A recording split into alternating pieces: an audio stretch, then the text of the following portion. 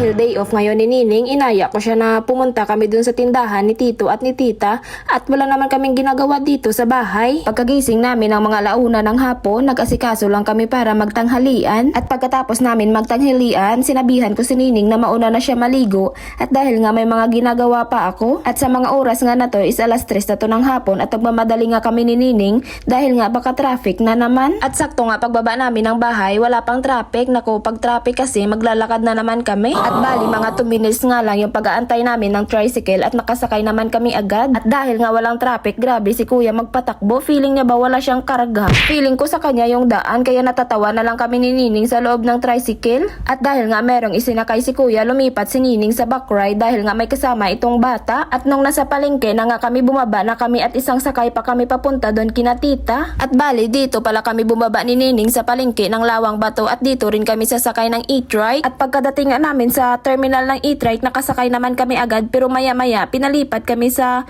isang e-trike. Pero okay lang yan kasi kasabay namin pogi naman. At flex ko lang yung dala-dala ko na eco bag ng Pure Gold na yung laman yung mga Tupperware ni Tita. Lagi ko itong bitbit tuwing pumupunta ako dito kina Tita kasi nga every time na umuwi kami galing sa kanila, ang daming pinapadala ni Tita. Pero okay lang yan kasi nakakalibre kami lagi ng foods. At pagdating nga namin dito sa tindahan, nagpakitang gilas agad ako. Naghiwa agad ako ng karne kasi nga para hindi makatulong ha, kundi para makatikim na naman ng bagnet. Habang naghihiwa nga ako ng karne, magsha-shoutout muna tayo. Shoutout Jason Dukay and from San Silvestre Pilar Capis, Sara Bartolome Modelo, and from Bongbongan Maayon Capis, Arnel Alba, and from Panitan Capis, Jemuel Diaz Dorado, and shoutout Iscabas family from Haro, Iloilo, also Beverly Siran from Dumaraw Capis, and shoutout Mima Laika Vlog watching from Tracy Martires Cavite. Pero ipinanganak daw siya sa Capis. At maya-maya nga inutusan kami ni Tita na bumili ng mga ingredients para sa Graham kasi nga nagkikrave si Tito. At pagkatapos nga namin bumili, pagbalik namin dito sa tindahan, inasikaso na namin ni Nining ang paggawa ng Graham. At habang gumagawa kami ng Graham, balik tayo sa pagsha-shoutout. Shoutout Virgil watching from Barangay Wanisa, Sara, Iloilo. And also shoutout Gideon from Carles Poblacion. And from San Rafael, Iloilo City, Leo Bangod Taclibar. And from Maayon Capis, Tara Morales Andrada. At pagkatapos nga namin gawin ang Graham, inilagay ko muna ito sa ref para nga mamaya pag kinain namin, malamig na. At fast forward nga kinagabihan, dumating nga pala yung tagalaban ni Tita dito sa tindahan at kasama nga itong anak niya. At pinasayaw ko nga siya muna dito kasi nga every time na naririnig niya yung hawak mo ang bit, sumasayaw siya. At maya-maya nga ginawan sila ni Tita ng sisig burger para pang merienda nila. Ah, diba? Ang saya-saya ng bata dahil nga may pagkain na naman siya. Habang yung nanay nakikipagchismisan pa dito kay Tita.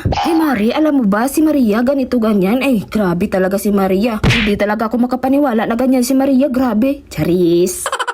At nung mga alas 8 na ng gabi, kumain na kami habang wala pang customer. Yung ulam pala namin is bangos na may puso ng saging at ewan ko ano ba tong kurab na to, anong tawag dito. At maya-maya nga dinumog na naman kami ng customer kaya tumigil muna si Tito at Tita sa kanilang pagkain. At nauna na nga lang kami sa pagkain ni Nining at May dahil nga mamaya papalitan na lang namin si Tita at Tito. At this time nga pinalitan namin si Tito at Tita at kumain na nga rin sila. Bali si Nining yung tagahalo ng sibuyas at si May yung tagatadtad ng karne at ako wala, pa video-video lang.